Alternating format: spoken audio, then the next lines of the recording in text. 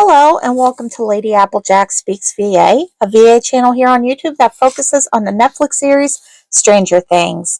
I am back with a new episode, and guys, oh yeah, it's also Thirst Trap Thursday. I forgot to tell you guys that. You know that, where I guarantee at least one new video for that particular day. So, but yeah,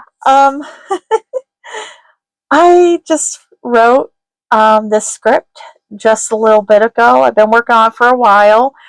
And it's for Series 1, Small Town. So this is where we follow Eddie Munson and female listener as they go about their lives as young adults and young parents. And this has been a journey for me. This particular series is the reason why I started my channel. I didn't think it was going to take off at all. It all started with one episode about these two individuals going to the Rocky Horror Picture Show together, and then it morphed into so much more, and it just became its own little thing. And it's my baby, and I love it. This is episode 18. And this might be the last episode for the series. Now, when I say that, I mean linear episodes. I'm likely going to still do flashbacks and one-shots with this series.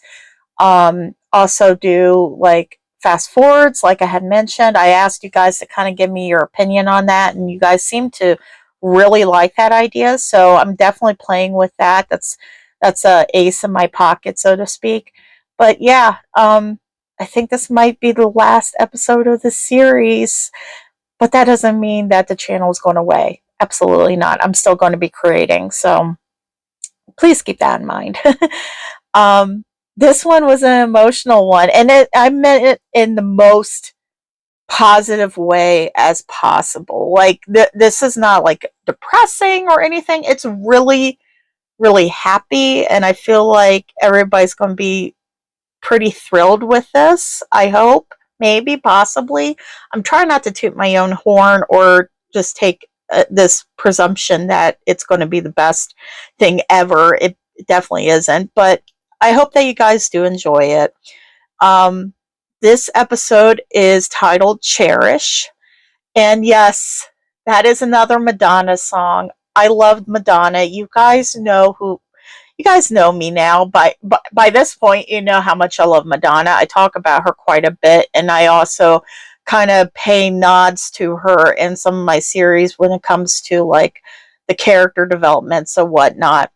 So this particular song is one of those songs that just is so underappreciated. And I was actually listening to this song as I was finishing up the script today, and it's such a good song. If you haven't checked out the song, you have to go check it out now. The video is beautiful. It's kind of done in a black and white sepia, like tinted blue kind of situation, and it's beautiful. It's just such a beautiful, beautiful music video. And definitely Madonna was at like her top. She was just gorgeous in the video too. So yeah, enough about the title. Let's talk about the rating. The rating is PG-13 for strong language, so there are no parent trigger warnings you have to worry about. We like that. That's awesome. And this actually takes place on 2 separate dates. The first date that you're going to be looking at is November 4th, 1986, which is 2 days after the birth of Rosie. Now, this would fall on a Tuesday morning on that calendar.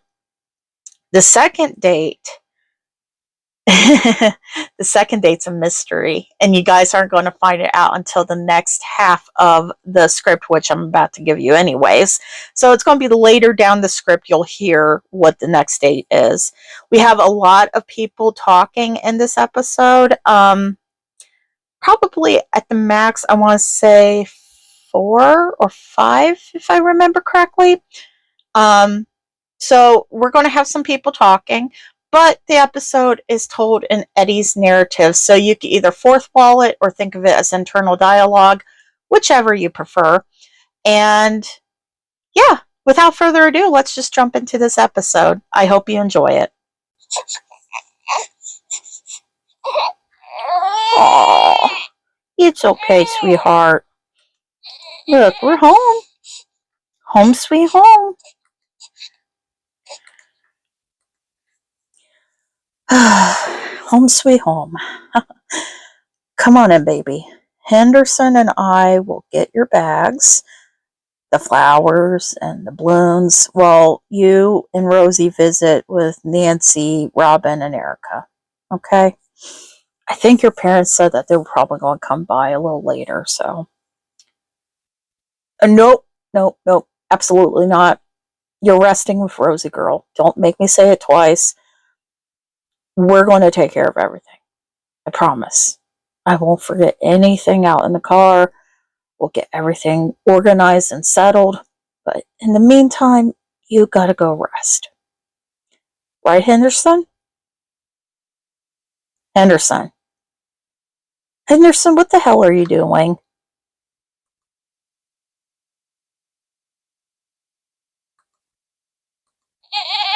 Henderson! Don't scare my baby girl like that. Jesus. What did she ever do to you, you butthead? Oh, it's okay, Rosie. All right. God, making those crazy weird faces at my kid? You're creeping her out. Anyway. Listener and Rosie are finally home where they rightfully belong. And I couldn't be happier. Listener and the nurses in the maternity ward insisted last night that I come home and I rest. I did what they asked, but I couldn't sleep at all. It was a mix of missing my wife and the excitement and fears that come with being a new dad. I would be lying if I said that I wasn't scared out of my mind right now. Being a new dad, wow. I mean, the only thing that I ever learned from my old man was that there's a science with hot wiring cars. Wayne, though, he taught me a lot of valuable lessons, like how to think about others and not be a self-absorbed prick. He taught me how to fix cars, and that is what is putting food on our table and a roof over our heads. He taught me to be a hard worker. He was there when my father wasn't. He was, in my eyes, my dad. And I wanted to be just like him for Rosie and any other children that me and listener may have down the road. I take Rosie out of her carrier and reluctantly hand her over to my wife. I take a minute to watch Rosie settle against her, nuzzling her little face against listener's chest. Can't fight back the smile that I have as listener talks softly to her.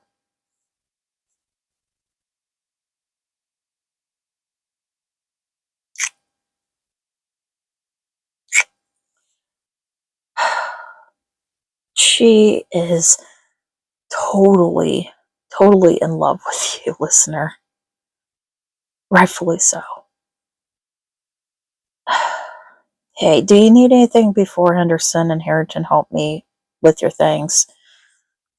Like, do you want me to get you some water or a snack or... No? No? Okay. You sure?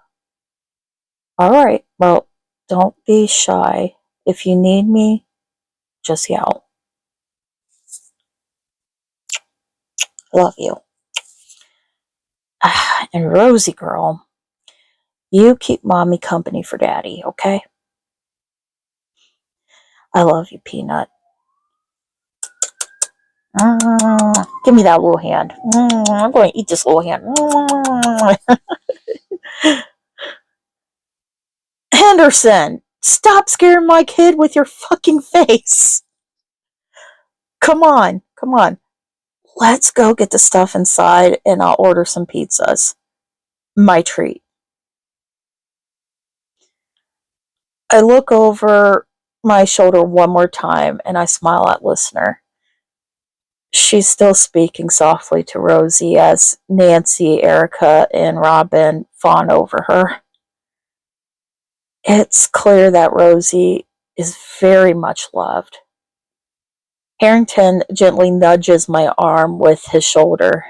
I grin, and he grins back. Seeing Nancy with your baby girl, Eddie, it really makes me want to put that Winnebago dream into action. Why don't you then? We've been talking about this. I thought you had something planned out anyways. You know, it'd be nice if we had kids close to the same age. They could be friends. I do have something planned soon. I might need your help with it, but I can only imagine the trouble that our kids would get into. But yeah, it would be nice. Come on, Pops. Let's get you guys all settled. Later that night, everyone went home about an hour ago. Wayne had stopped by to spend time with his favorite girl, as he likes to call her, and insisted that everyone left by 7 o'clock so listener and I could get a little privacy and just relax in our home with our baby. We had some leftover pizza and watched Jeopardy. Listener and I casually call out answers while Rosie sleeps inside my arms. Soon after, listener nursed Rosie while I rested my chin on her shoulder and watched in amazement. Rosie occasionally looks up at me with those big eyes of hers, causing me to fall even more in love with her and the amazing woman that brought her into this world. Listeners in the shower when I carry Rosie off to the nursery, sitting down in the rocking chair with her snuggled up in her pink receiving blanket. Rosie keeps a careful eye on me as I smile down at her. Oh, Rosie girl, you don't know how much your mommy and I wanted you. But trust me when I say it was so much. Your mommy and I had the odds against us many times. It wasn't easy, but in the end, it brought you to us. I'll be honest with you, kid. I don't know how this whole dad thing works. But I do know that I'll do everything in my power to make sure you are always safe and oh so very loved, sweetheart. I'm going to be there for you even on the days when you're pissed at me because I won't let you stay out past curfew. Or when I give your first date a hard time, the third degree, as we like to call it, in our living room. I'm going to take you to so many rock shows, help you sew patches on your first battle vest, teach you all the good Metallica songs on my guitar because girls are badasses and they can rock out just as well or even better than any other guy, including your old man. I'm going to be there when you get in your first bruiser at school, smacking some guy that teases you because he's stupid and he thinks that's flirting. And you know what else? We'll celebrate with ice cream and not tell your mommy.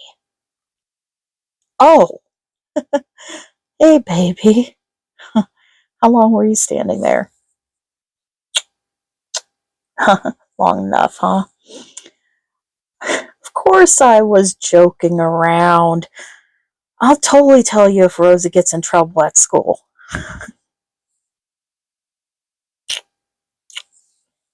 Okay, I'll be in bed in just a minute. Just going to finish up my conversation with our daughter. Hey, listener, I love you. Okay, is mommy gone? Yes, mommy's down the hall. Okay, Rosie, where was I? Oh, yes, daddy is not going to tell your mom shit about you getting in trouble. That'll be our little secret. Anyway, my sweet Rosie, I'll be there for the tears too.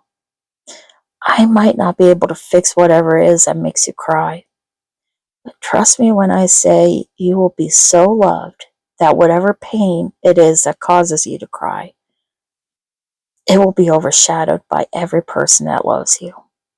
Mommy, me, your crazy Uncle Dustin, Grandpa Wayne, Grandpa Keith, Grandma Janice, Uncle Steve and Aunt Nancy, Aunt Erica.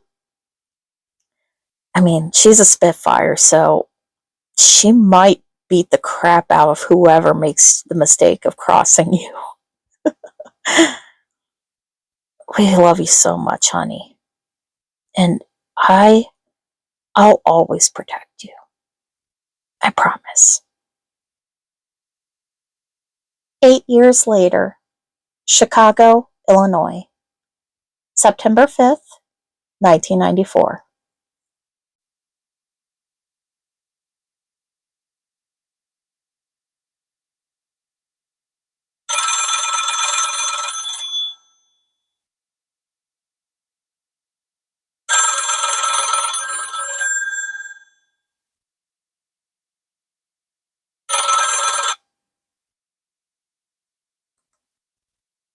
Hello?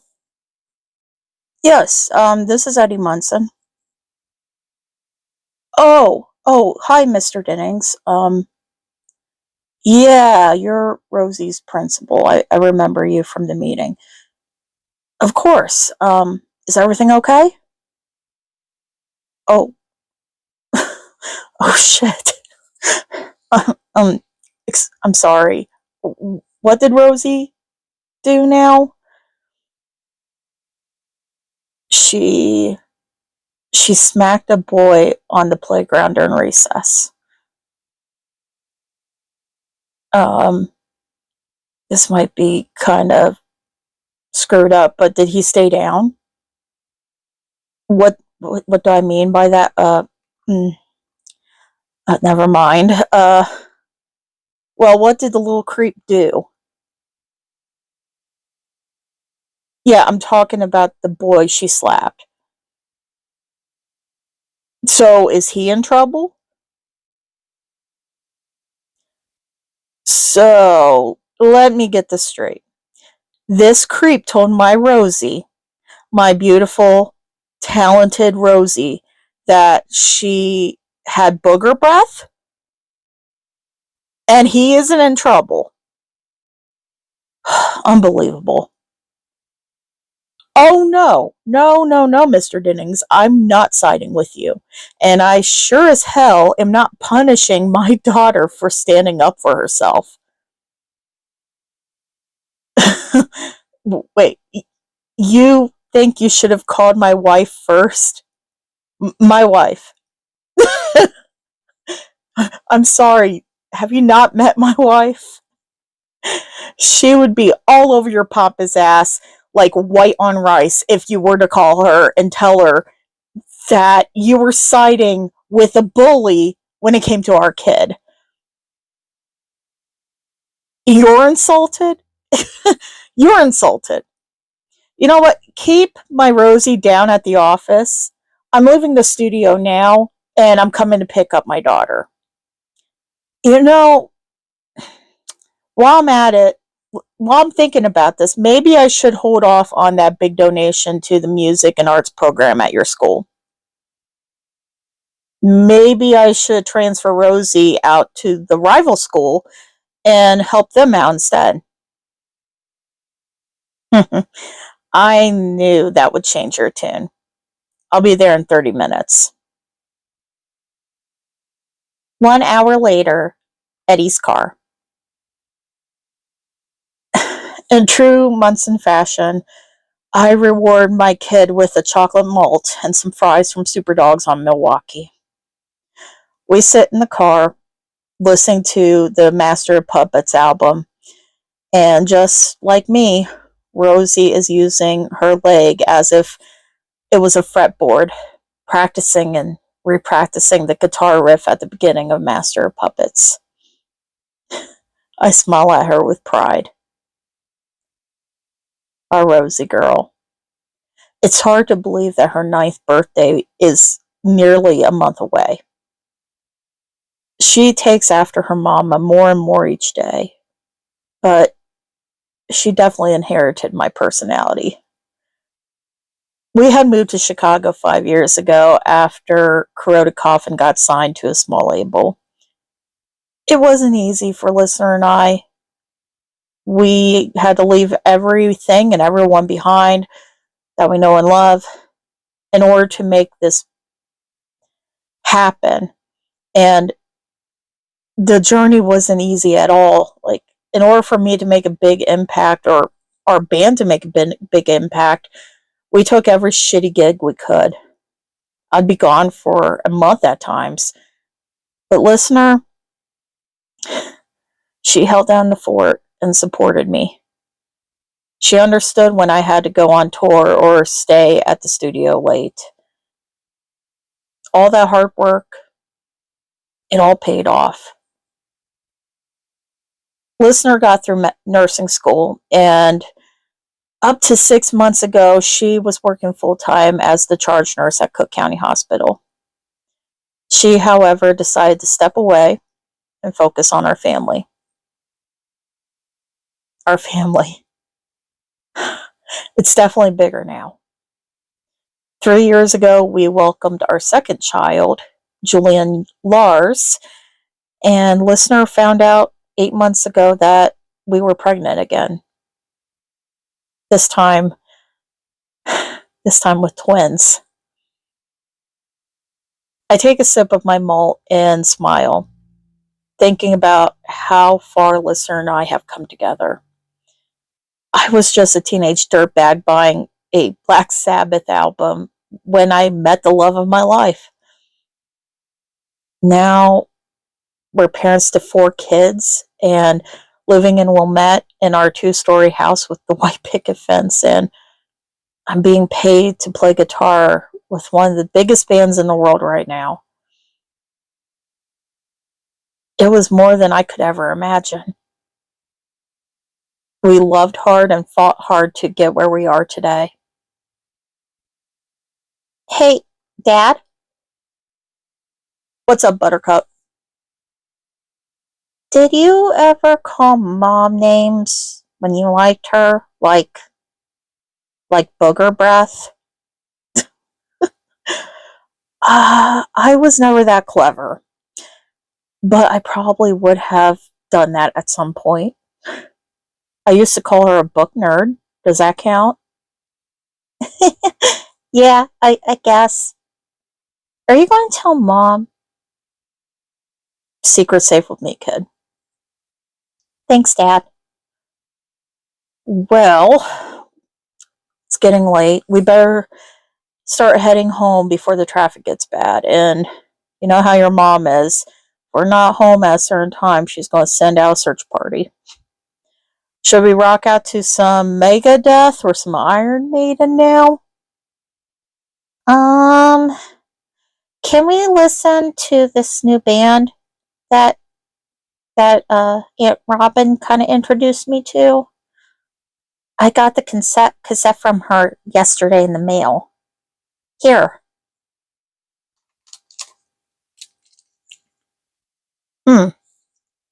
Nirvana's in utero.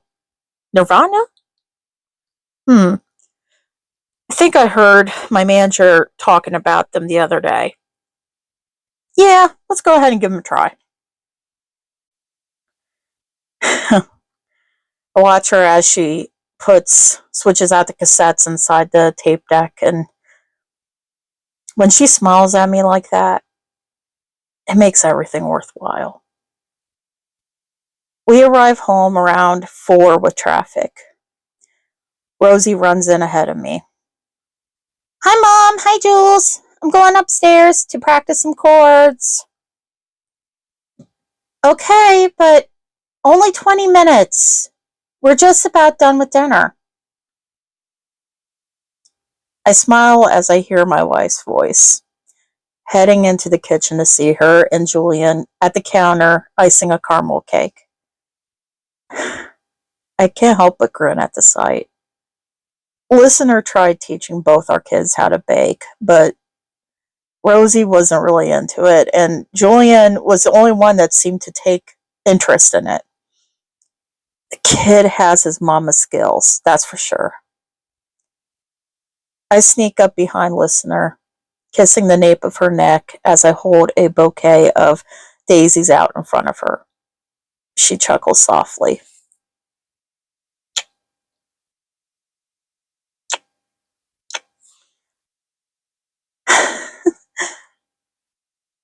Thank you. So I got a call from the principal today, begging me to talk some sense into my husband about transferring Rosie. I was just pulling the guy's chain a bit. Of course you were.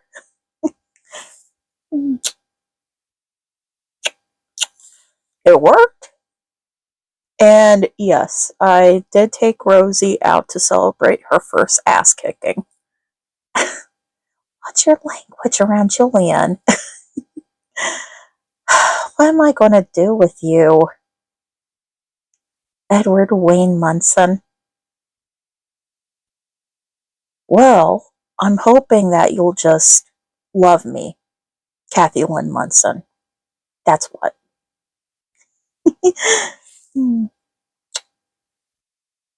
I love you. I love you too. Now, how are the 2 peas in the pod today?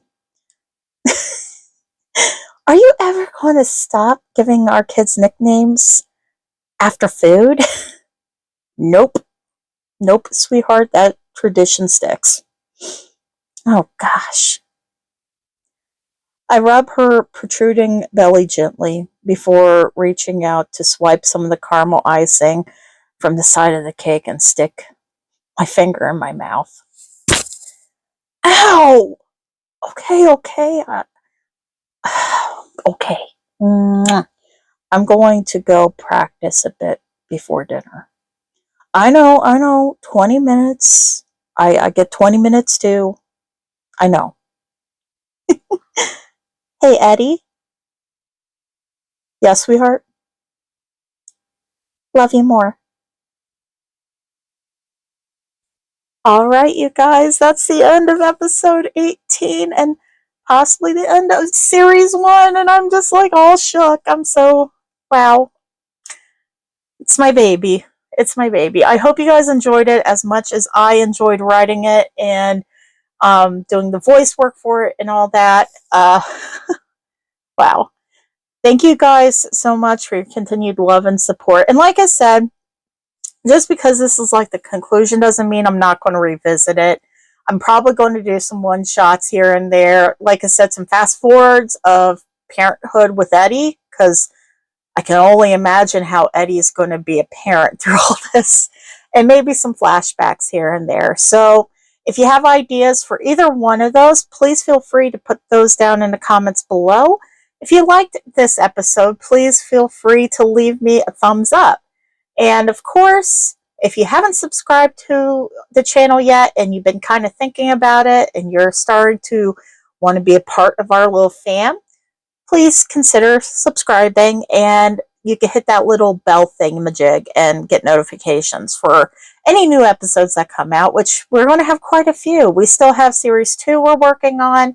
I just started series 3. We're just 2 episodes in. So yeah, we have a lot going on. But anyways, I hope you guys enjoyed this episode. And yeah, thank you so much for everything. And you guys mean the world to me. Love you. Bye.